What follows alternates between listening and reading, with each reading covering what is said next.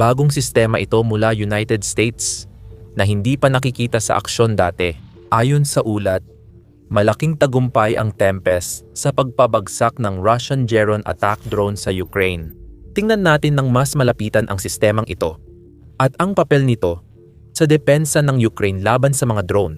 Noong unang salakayin ng Russia ang Ukraine noong Pebrero 2022, pandagdag lang sa digmaan ang mga unmanned airborne vehicle, pangunahing gamit sa reconnaissance at standoff strike. Sa wala pang 4 na taon, naging mahalagang bahagi na sila ng opensiba at depensa ng Russia at Ukraine.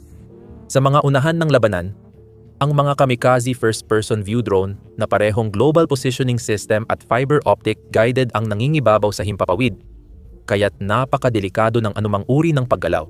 Pati sa malalayong likod ng mga frontline ng parehong bansa, ang mga long-range attack drone tulad ng Geron ng Rusya at FP-1 ng Ukranya ay naglulunsad ng matitinding pag-atake sa mahahalagang infrastruktura gaya ng istasyon ng kuryente at pantalan. Dahil sa tuloy-tuloy na pag-atake ng Rusya gamit ang misil at geran sa infrastruktura ng enerhiya ng Ukranya, naranasan ng Kyiv, Kharkiv, Dnipro at Odessa ang matagal na pagkawala ng kuryente, init at tubig ngayong nagyayelong taglamig.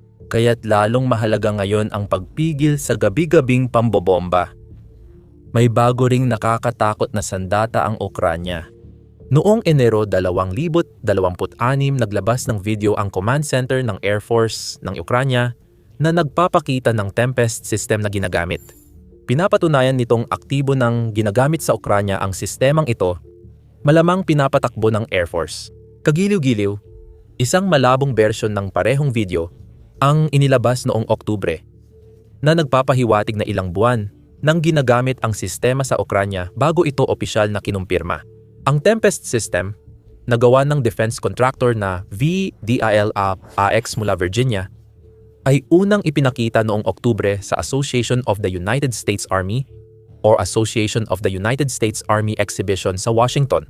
Walang opisyal na anunsyo tungkol sa pagbibigay ng sistema sa Ukranya na ginawa ng kumpanya o ng mga militar ng United States. Gayunpaman, ang katotohanan na isang Western na sandata ang palihim na nasubukan o ginamit na ng mga puwersang militar ng Ukranya ay hindi na bago o kontrobersyal. Simula ng lusubin ng Russia, maraming kumpanyang Western ang nagdala ng kanilang prototype at bagong sistema para subukan sa aktwal na labanan sa Ukranya. Isang sitwasyon na mula sa biglaan ay naging opisyal na. Noong Hulyo 2020, inanunsyo ng Brave One, pangunahing defense innovation cluster ng Ukranya, ang programang Test in Ukraine na pumapayag sa mga dayuhang kumpanya na subukan ang teknolohiyang militar sa aktwal na labanan. Ayon sa Brave One, binibigyang daan ng inisyatibong ito ang mga dayuhang kumpanya at gobyerno na gumawa ng solusyon sa mga hamon ng digmaan at agad tumanggap ng feedback mula sa sundalo para mapabuti ang produkto base sa karanasan sa labanan. Pinapasimple rin nito ang proseso ng pagkuha ng permit sa pag-angkat ng kagamitan at tinutugunan ang mga sitwasyon, gaya ng kapag nasira o nawasak ang kagamitan sa gitna ng labanan. Kaya hindi na nakakagulat na ang isang sistema tulad ng Tempest ay palihim na nasubukan sa Ukraine. Tulad ng napakaraming ibang sistema ng armas, hindi lahat ng mga eksperimentong ito ay nagtatagumpay. Kamakailan, itinigil ng Ukraine ang mga bagong order ng HE-X, 2 strike drones mula sa German defense startup na si Helsing. Ang HX-2 ay dinisenyo para gumana ng mag-isa gamit ang AI para sa terminal guidance, mid-course navigation, at visual target acquisition.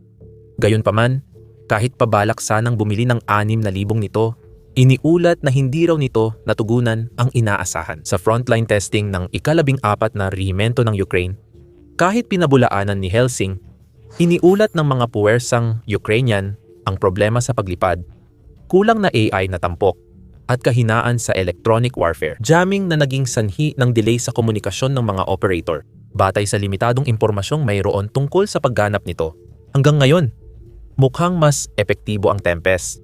Sa bidyong ibinahagi ng Air Force Command ng Tempest System, isang operator na tinukoy sa call sign, sabi ni Shorty, "Sa ngayon, nakasira na ang aming crew ng 21 Shahed drones.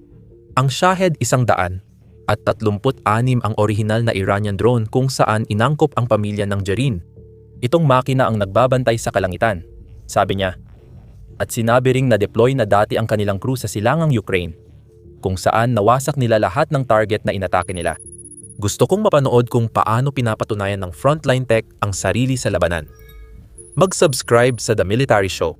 Binabaklas namin ang mga sistema habang umaaso pa. Ano ang Tempest System? At bakit ito magandang option para sa air defenses ng Ukraine? Sa madaling salita, ang V2X Tempest ay isang high mobility na sasakyan na may launcher para sa AGM. Isang-isang 4 Hellfire missiles na in-optimize para sa counter-unmanned aerial systems o counter-unmanned aerial systems na tungkulin. Naiintindihan na ito ay nagpapaputok ng longbow variant ng missile na may dalang 20-pound na warhead at gumagamit ng radar imbes na laser guidance para subaybayan at hanapin ang mga target. Pinagsasama ng sistema ang twin longbow launcher at ang radar na inilalagay sa isang highly mobile, modular at magaan na 4x4 chassis. Isang Canaan Maverick X3 side-by-side vehicle. Kung titignan, ayon kay V2X, ang buggy platform ay gawa mula sa commercial off-the-shelf or COTS na mga bahagi na nagbibigay ng bilis, modularity, lethal precision, at scalability sa isang magaan na configuration na iniakma para sa mga forward-deployed na counter-unmanned aerial system na misyon. Ito ay pilosopiya ng disenyo na inuuna ang bilis, pagiging simple, at kakayahan sa pamumuhay. Ang 4x4 chassis ay nagbibigay daan sa Tempest na madaling magmaniobra sa magagaspang na lupain kasama ng mechanized infantry or special forces sa pabago-bagong lugar. Ang mababang profile at liksi nito ang dahilan, kaya perpekto ito para sa mabilisang shoot and scoot na natutukoy agad ang mga banta. Mabilis na nagpoposisyon ulit ang sasakyan bago makaganti ang kalaban gamit ang counter battery, putok or electronic targeting. Ang shoot and scoot na kakayahan ay lalo pang pinahusay ng fire at kalimutan ang mga tampok ng longbow missile na pinaputok ng Tempest. Orihinal na dinisenyo para sa attack helicopter. 6 na 4D at E-Apache longbow attack helicopters ng United States Army. Ito ang pinaka-advanced na version sa pamilya ng Hellfire missile. Ang missile ay may aktibong millimeter wave radar seeker na kayang automatikong maghanap at umatake ng target sa anumang panahon nang hindi kailangan ng tuloy-tuloy na paggabay mula sa operator. Sa 5 milya, kayang pabagsakin ng missile ng Tempest ang mas malaking class 2 at 3 na drone loitering munitions at mababang lipad na helicopter. Upang maging compact, epesyente at nakatutok ang sistema, pinili ng V2X ang RADA type na radar kaysa full spectrum sensor suite. May saysay ito dahil sa focus at mission profile ng sistema. Kahit limitado lang sa isang direksyon, ang RADA type radar. Tumpak nitong sinusubaybayan ang target at fire control data para sa missile system, habang mababa ang electronic signature ng sasakyan para hindi ito tumatukoy hanggang sa pag-atake. Hindi ito radar para sa malawakang surveillance, kundi bilang huling engagement center na kumukuha ng impormasyon mula sa panlabas na sources sa battlefield network. Iyan ang uri ng integrated air defense setup na ginagamit ng Ukraine, at dito ito nagbibigay ng malaking kalamangan para makaiwas sa pag-atake. Iba't ibang banta sa himpapawid mula sa Rusya, gaya ng fighter jet, bomber, ballistic at cruise missile. Ang air defense ng Ukraine ay maraming patong at binubuo ng mga paputok mula lupa, dagat, himpapawid, pati ng iba't ibang drone. Ang anti-drone wall ng Ukraine ay binubuo ng detection system tulad ng radar at thermal system na tumutukoy, sumusubaybay, at nag-aalerto sa wall para pabagsakin ang mga paparating na drone. Pinapalakas ito ng network ng electronic warfare system na gumagambala sa drone navigation. Kaya bumabagsak o hindi natatamaan ng drone ang target. Sa ilang kaso, bumalik pa sa nagpadala. Sa Russia, pagdating sa pagpapabagsak ng mga drone, ang unang linya ay ang mga fighter jet ng Ukraine. Kabilang ang mga Su-27 mula pa noong panahon ng Soviet, pati na rin ang mga F-17 na gawa sa United States at French Mirage 2000. Epektibo ang mga missile mula sa mga jet na ito sa pagpabagsak ng mahahalagang target tulad ng cruise at ballistic missiles. Pero kakaunti lang ang meron ang Ukraine. Mahal ang pagpapatakbo at pagmintina nito. Kaunti lang ang stock ng missile at hindi rin praktikal sa gastos. May mas murang solusyon laban sa mga drone ng Rusya. Ang susunod na antas ay ang network ng Ukraine ng mga traditional na missile-based na air defense system tulad ng gawa sa United States na MIM, 104 na Patriot at German IRIS-T system.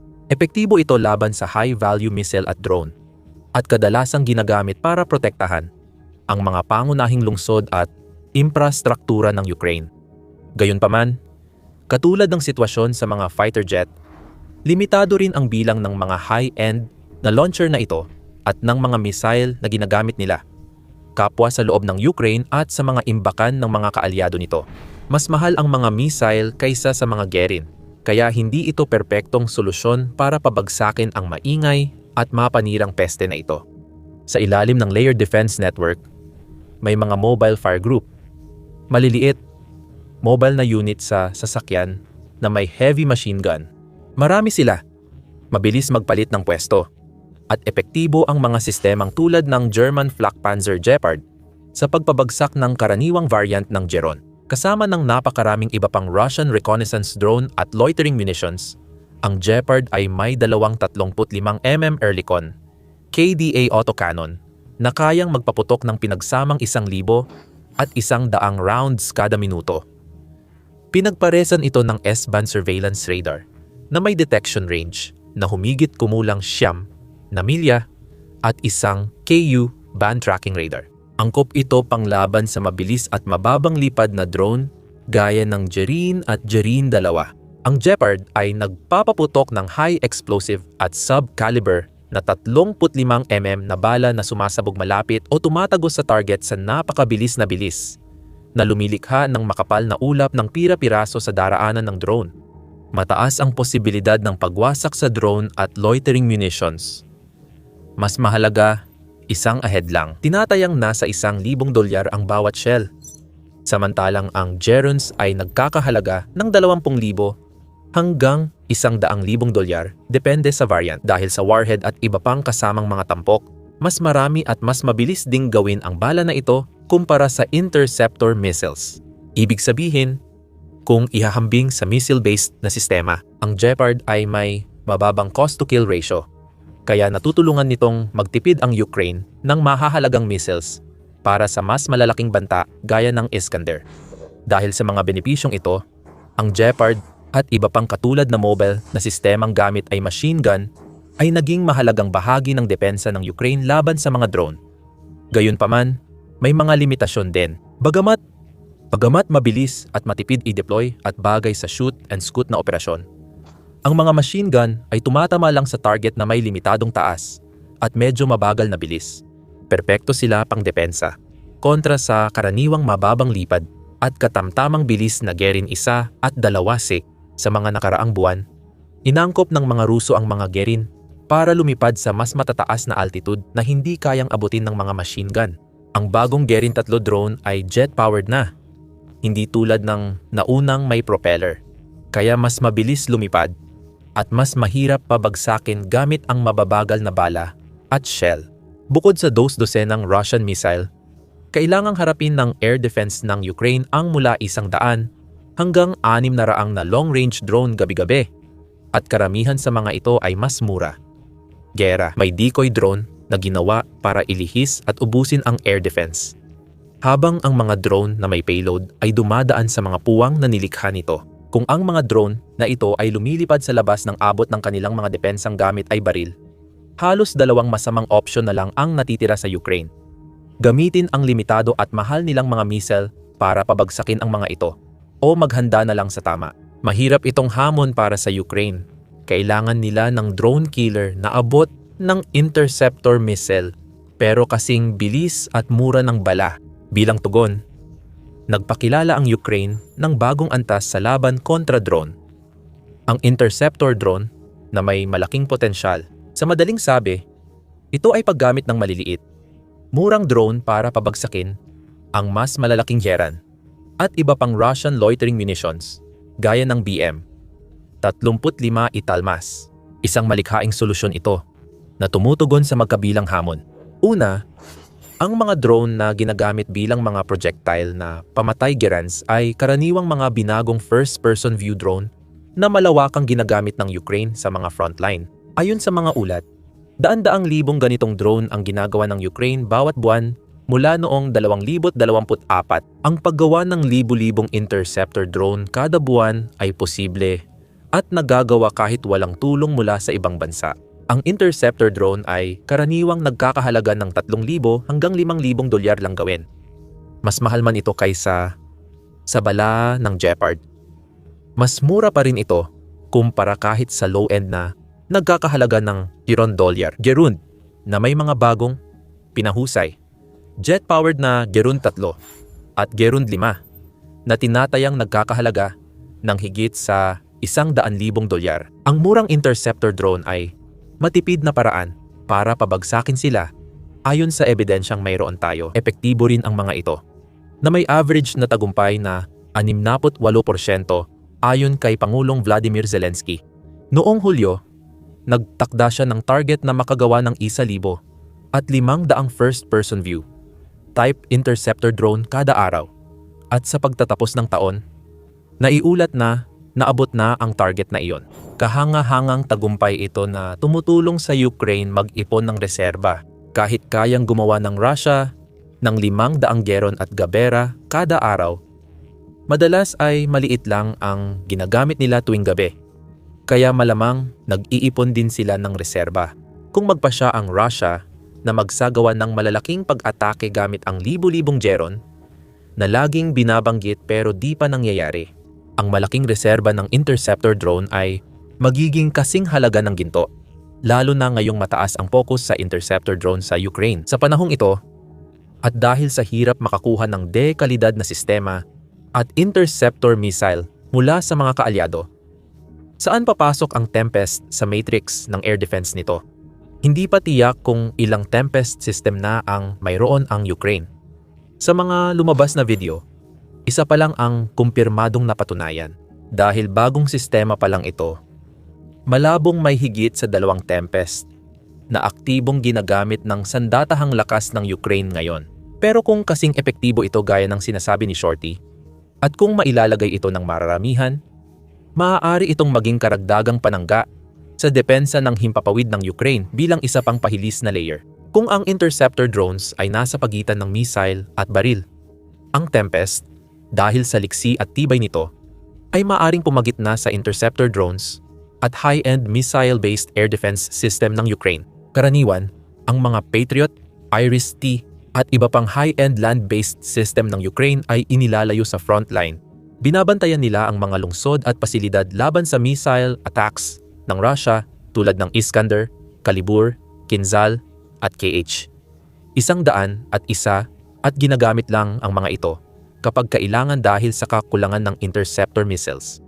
Ang mga Gepards ng Ukraine at ibang mobile defense na may machine gun ay kadalasang nasa likuran.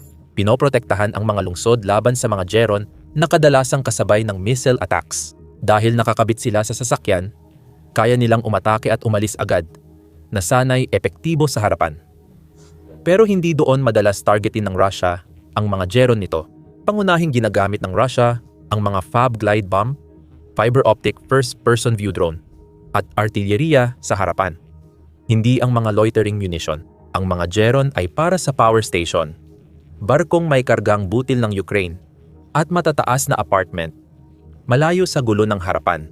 Ngayon, dahil mataas ang gasto sa depensa, maliit lang ang maitutulong ng Tempest sa depensa ng himpapawid ng Ukraine, lalo na sa mga lugar na may mga sistema ng Patriot o Iris-T. Ang longbow missile ng Tempest ay may saklaw lang na humigit kumulang 5 milya kumpara sa 100 at 12 milya ng Patriot PAC-3 at 25 milya ng 25 milya. Mas mababa rin ng malaki ang epektibong altitude nito, 20,000 talampakan kumpara sa 20,000 talampakan ng PAC-3 at 66,000 talampakan ng SE.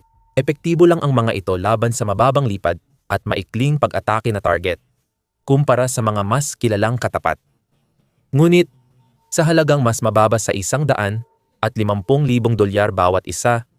Ang mga longbow ay 2-4 na beses na mas mura kaysa SLM missile at higit pang mas mura kaysa Patriot Advanced Capability. 3 na nagkakahalaga ng $47 milyong bawat isa. Malaki rin ang tsansa na may mga malaking imbakan ng Hellfire missile para sa Tempest. Noong 2021, mahigit 87,000 na Hellfire ng iba't ibang uri ang nagawa na. At tinatayang nasa 10,000 hanggang 14,000 dito ay AGM. Isang 4L. Longbow missile talaga. At marami sa mga ito ay mukhang hindi pa nagagamit. Pero dahil may mas matitipid na Gepard at Interceptor drone na kasama rin para sa pagtugis ng mga mababang lipad na Geron, mas marami pang opsyon. Mahirap bigyang dahilan ang malawakang gamit ng Tempest sa likod. Pero sa harap o malapit sa frontline, maaaring magbigay ito ng kalamangan sa Ukraine. Isang missile-based air defense system na mabilis mailagay saan man. Makakaputok at makakapagtago bago mapansin ng mga Ruso. Ang missile launcher ay nakakabit sa magkabilang gilid ng bubong ng sasakyan. Kaya nagkakaroon ang Tempest ng balanseng at mataas na firing platform na malawak ang saklaw ng target. Fire and forget ang longbow missile. Kaya hindi na kailangang konektado ang sasakyan matapos ilunsad na nagpapababa ng exposure ng operator. Mabilis silang umatras pagkatapos ng paglulunsad, mag-rearm at muling mag-deploy. Kaya perpekto ang Tempest para sa mabilisang pasok-labas na operasyon sa labanan. Bukod pa sa mobilidad na ibinibigay ng 4 na kasi nito, ang gaan ng Tempest ay ginagawa rin itong angkop para sa paggamit sa unahan ng labanan. Bukod sa pwedeng imaneho papunta sa lugar, pwede ring itong i-deploy mula sa transport aircraft, ilipat gamit magaan na logistics, at mapanatili gamit piyesang madaling bilhin sa merkado. Kung pagsasamahin ang lahat, makikita mong ang fleet ng 2 o daang Tempest sa unahan ng labanan ay maaaring magdala ng malaking pagbabago para sa Ukraine. Magbibigay ito sa Ukraine ng isang uri ng unang linyang missile-based na air defense system na magpapahintulot sa kanila na salubungin ang mga Geran ng mas malapit sa frontline at mas malayo mula sa kanilang mga tunay na target. Ang kakayahan ng longbow na tamaan ang mga target sa lupa at drone ay nangangahulugang magbibigay din ang Tempest sa Ukraine ng himas na klase ng option. Mas maliit ang saklaw at pinsala, pero mas magalaw at mas mura kapag kailangang palitan. Tulad ng lahat ng mga sistema ng armas, syempre, may ilang limitasyon ang Tempest. O kahit papaano base sa alam natin tungkol sa kasalukuyan nitong unang version.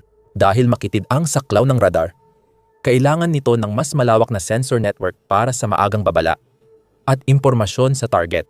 Ibig sabihin, hindi ito ganap na independyente na maaring maging kahinaan. Dahil sa Tempest 2 missile payload, limitado ang kakayahan nitong labanan ang drone swarm maliban kung ide-deploy ito ng marami o may dagdag na support systems. Gayunpaman, sa panahon ng desentralisadong at mabilis na labanan sa himpapawid, ang mga limitasyong ito ay mas taktikal na hadlang kaysa estratehikong kahinaan. Sa puntong ito, walang duda, tulad ng maraming iba pang mga sistema ng armas, ang mga kakayahan ng kasalukuyang Tempest ay lalo pang pagagandahin at pahuhusayin dahil sa mga karanasang nakuha mula sa labanan sa Ukraine. Kung mapapatunayan nitong Geron Killer, maaari nating asahan na mas lalawak ang paggamit ng Tempest sa Ukraine at posibleng ng United States Army. Siyempre, patuloy naming ibabalita sa inyo ang mga bagong kaganapan tungkol sa Tempest, tulad ng ginagawa namin sa lahat ng pinakamakabago at makabagong kagamitang militar. Kaya mag-subscribe na kayo sa channel para hindi kayo mahuli. Salamat sa panonood.